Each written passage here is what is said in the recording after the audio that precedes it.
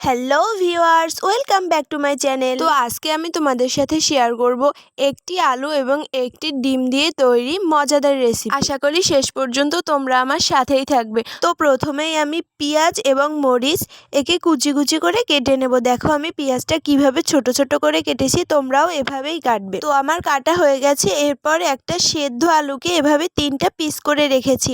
এরপর একটা বাটিতে একটা ডিম নিয়েছি। এরপর ওই সিদ্ধ করা আলুগুলোকে দেখো এভাবে কুচিয়ে নিচ্ছি। হয়ে গেছে। তো এবার আমি একে একে মশলাগুলো দিয়ে দেব।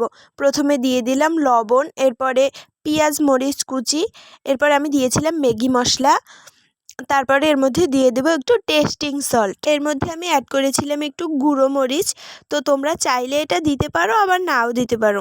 আমি একটু ঝাল করার জন্য করেছিলাম। তারপরে দেখো এটাকে একটা চামচ দিয়ে খুব ভালোভাবে মিশিয়ে নিতে হবে। তবে তোমরা চাইলে এটা হাত দিয়েও করতে পারো। দেখো রেডি হয়ে গেছে।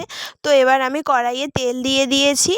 এরপর তেলটা একটু গরম হলে এগুলো একটু বড়ার আকার করে পরপর দিয়ে দেবো। যারা এখনো আমার চ্যানেলটিকে সাবস্ক্রাইব করনি তারা তাড়াতাড়ি করে ফেলো। তো দেখো দেওয়া হয়ে গেছে। এবারে এটাকে একটু সময় ঢেকে রাখবো। কিছুক্ষণ ঢেকে রেখে ঢাকনাটা উঠিয়ে এটাকে আবার উল্টে দেব। তো ভালোভাবে ভেজে নিলেই দেখো রেডি হয়ে যাবে গরম গরম চপ।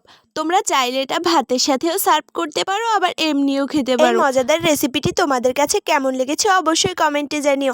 আর হ্যাঁ, বাসায় ট্রাই করো কিন্তু। টাটা বন্ধুরা, দেখা হবে পরের ভিডিওতে।